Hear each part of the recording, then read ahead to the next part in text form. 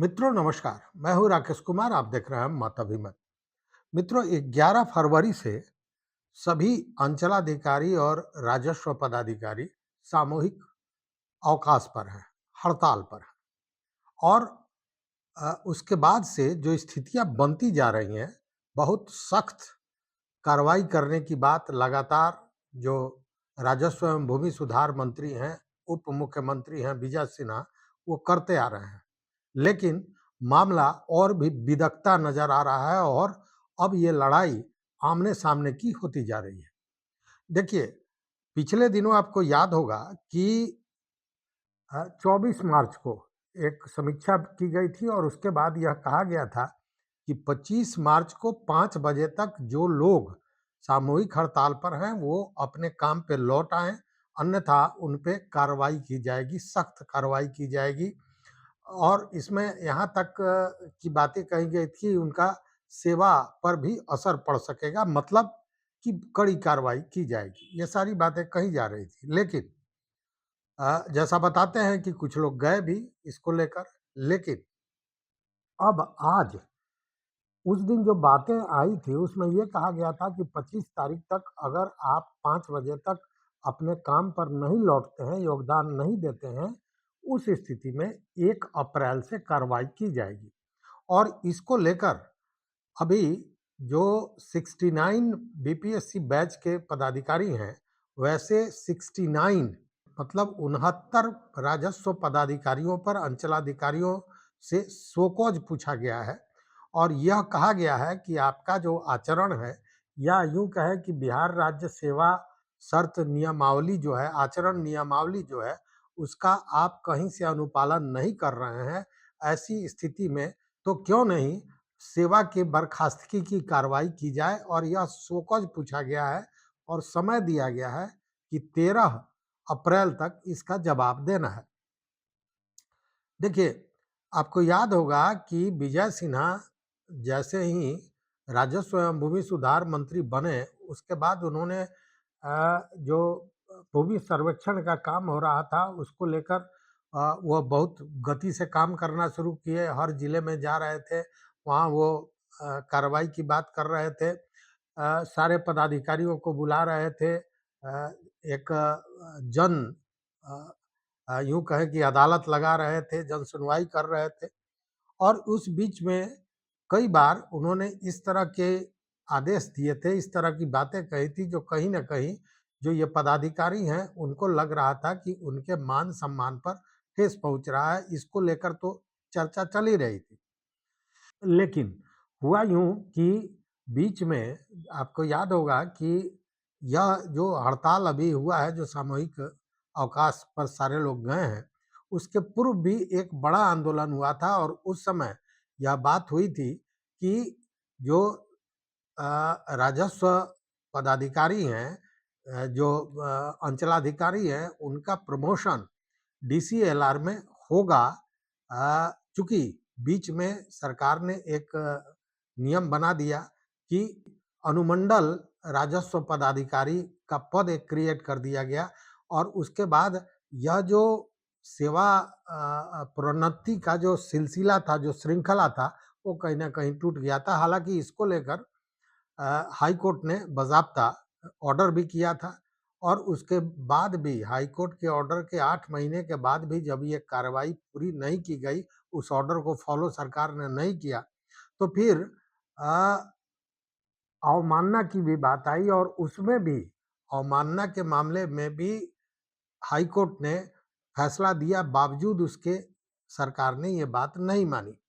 उसके बाद स्वाभाविक है कि ये सारे लोग हड़ताल पर चले गए और उसके बाद से लगातार सरकार के तरफ से, विभाग के तरफ से, मंत्री के तरफ से यह होता रहा कि आप आइए, बात कीजिए और जो आपकी माँगे हैं, जो नियम के अनुसार हैं, उन सारे माँगों पर सहानुभूतिपूर्वक विचार किया जाएगा। लेकिन जो हड़ताली अंचलाधिकारी और राजस्व पदाधिकारी हैं, उनका ये कहना है कि अब जो भी बातें होंगी वो लिखित होंगी। आप लिखित इसका आश्वासन दीजिए, तभी बात माना जाएगा। और ये तल्खियाँ धीरे-धीरे बढ़ती चली गई। 25 तारीख का अल्टीमेटम था, वो समाप्त हो गया। लेकिन आज जब इस तरह की चर्चा आई है, तो खुलकर फिर एक बार जो ये हड़ताली कर्मी हैं वो सामने आ गए हैं और उन्होंने आज फिर पटना में एक महाजुटान किया। महाजुटान में बाज़ाब्ता यह कहा गया है जो हड़ताली कर्मी हैं उनके नेताओं द्वारा कि यह जो कहा जा रहा है विभाग द्वारा कि बहुत से लोग चले आए हैं, वापस आ गए हैं, यह सारी बातें मिथ्या हैं। क्या है यह भी सुनाएँगे, लेकिन उसके पहले बता दें कि यह जो अ, 69 पदाधिकारियों पर 69 पदाधिकारियों से जो शो कॉज पूछा गया है, उसमें गया के 8 पदाधिकारी हैं, रोहतास के 7 हैं, मधुबनी के 5 हैं। उसके अलावा बक्सर, बेगूसराय, कटिहार, मधेपुरा, पूर्वी चंपारण, वैशाली और जमुई के 4-4 पदाधिकारी हैं। उसके अलावा सीतामढ़ी, नालंदा से 3-3 पदाधिकारी हैं, जिनसे शो कॉज पूछा गया है। उसी तरह औरंगाबाद से 2 पदाधिकारी हैं। उसके अलावा पटना, किशनगंज, खगड़िया, पूर्णिया, सुपौल, नवादा, अररिया, अरवल और लखीसराय से 1-1 पदाधिकारी हैं, जिनसे शो कॉज पूछा गया है। और इसमें स्पष्ट वही बातें कही गई है कि जो आचरण नियमावली 96 है, उसके धारा 3 का 1 का जो है सो पूरी तरह आप उल्लंघन कर रहे हैं और वैसी स्थिति में सेवा से बर्खास्तगी के बारे में क्यों न सोचा जाए, यही शो कॉज पूछा गया है। ये कहा गया है कि 13 तारीख तक अगर जो संतोषजनक जवाब नहीं मिलता है तो कार्रवाई की जाएगी। मतलब सरकार, विभाग पूरी सख्ती बरत रहा है, लेकिन कहीं से भी ये जो हड़ताली कर्मी हैं, जो अंचलाधिकारी हैं, राजस्व पदाधिकारी हैं, वो झुकने को तैयार नहीं है। उन लोगों ने स्पष्ट कहा है कि 1200 जो पदाधिकारी हैं, उसमें से 1000 पदाधिकारी हम लोग सामूहिक हड़ताल पर हैं और आज जो महाजुटान हुआ, उसमें 835 लोग उपस्थित थे, यह उनका दावा है और इसको लेकर उनका इस जो पत्र आज निर्गत किया गया है, शो कॉज पूछा गया है, इसका जवाब उन्होंने क्या दिया, यह भी आपको सुनाते हैं। लेकिन स्पष्ट उनका कहना है कि जब तक माननीय उच्च न्यायालय के आदेश को सरकार पूरा नहीं करती है और यह जो नियमावली है, बिहार राज्य सेवा नियमावली राजस्व पदाधिकारियों के लिए, यह नीतीश कुमार ने 2010 में इसको बनाया था, लेकिन आज तक 16 वर्ष पूरा होने के बाद भी अभी तक उसको लागू नहीं किया गया है और इसी को लेकर यह सारा मामला है। असल डीसीएलआर का लेकर जो पद पर प्रमोशन का मामला था, जो अनुमंडल राजस्व पदाधिकारी का एक पद निर्मित करके उस श्रृंखला को तोड़ने की बात की जा रही थी। इसी को लेकर ये सारा विवाद चला, जो चल रहा है और जो हड़ताली कर्मी हैं वो पूरी तरह आमने-सामने की स्थिति में हैं। क्या कहते हैं हड़ताली कर्मी, यह भी सुन लीजिए। चूँकि इस सुनने के बाद आपको स्पष्ट हो जाएगा कि सरकार के इन धमकियों से, इन बातों से कहीं भी वह न डरने के लिए तैयार है, न वापस काम पर आने के लिए तैयार हैं, तब तक जब तक कि उच्च न्यायालय द्वारा जो फैसला किया गया है, उसको पूरा नहीं किया जाता है। सुनिए क्या कहते हैं।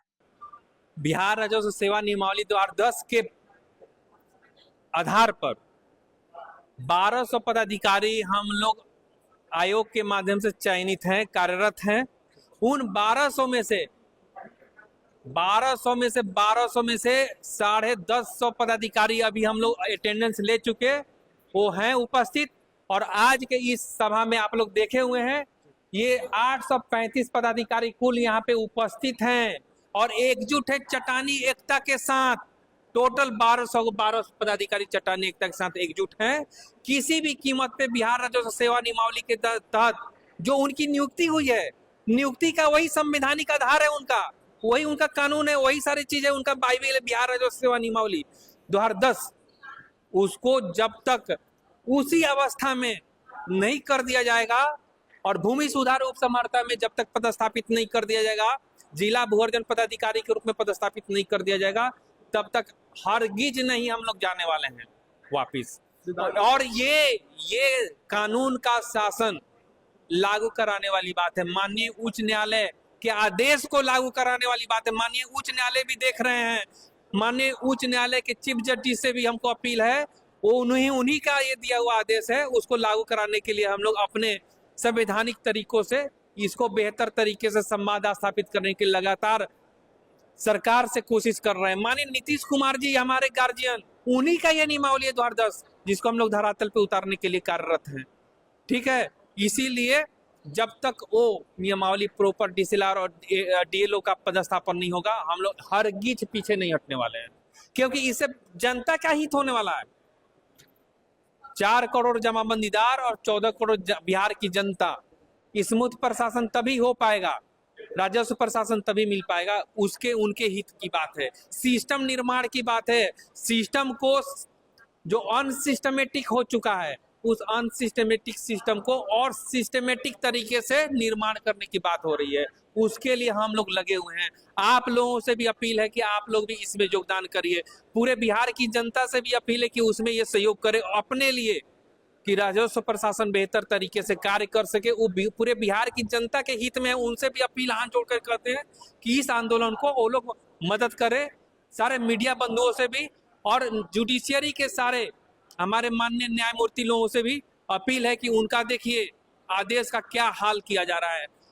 हम सरकार के एग्जीक्यूटिव विभाग से भी हम कहना चाह रहे हैं, कार्यपालिका से भी, कि कृपया माननीय न्यायाधीश जुडिशियरी के दिए गए आदेश उसको तो लागू किया जाए।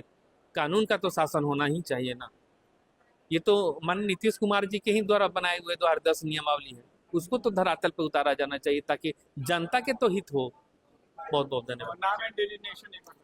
आदित्य शिवम शंकर, बिरसा यूनाइटेड के हम प्रेसिडेंट हैं। हम उससे सर्वथा ये कहेंगे कि ये एक्सेप्टेबल नहीं है। हम लोग कोई भी राजनीति करने वाले नहीं है, बल्कि हम लोग माननीय उच्च न्यायालय के आदेश को लागू करवाना राजनीति होता है क्या? अरे 8 महीना हो गया ना माननीय उच्च न्यायालय को आदेश पारित किए हुए। 8 महीना से हम लोग इस बात को लड़ रहे हैं कि उसको कर लिया जाए। पिछले 3 महीना पहले अवमानना में भी आदेश हुआ कि इसको 2 महीना के अंदर कर दीजिए, नहीं तो अवमानना हो जाएगा। अभी भी नहीं किया जा रहा है। इसको राजनीति कहते हैं क्या?